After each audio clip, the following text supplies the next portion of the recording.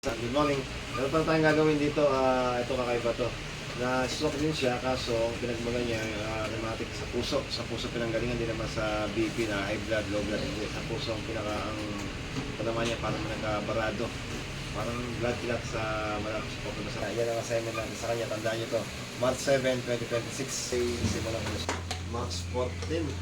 March 14, 2026. Ina-update ko kayo. Baka by April magpapalabas akong video nito. At least ito, pangalawang session namin to guys. Tingnan mo yung paa, taas mo yung paa mo. O yan, wala pong mga galaw yan, wala pong mga lakas ito. So, yan, may na pa rin. Hindi sagad-sagad ito. Ayan pa na. Yan, yan tandaan nyo, yung left side tinamaan niya. Naka-wheelchair ngayon. Pangwalong session namin to. 1 month na kami. Pangwalo. Today is April 15, 2026. Isang buwan na kami, walong session na to. Ngayon, mataas mo. Mas open mo. Yan.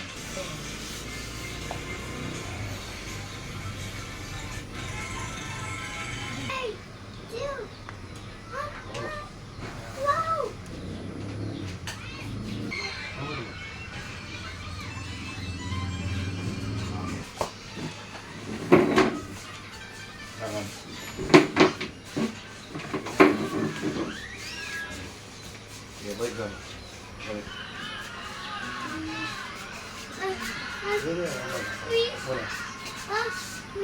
So guys, pang-walang session namin to.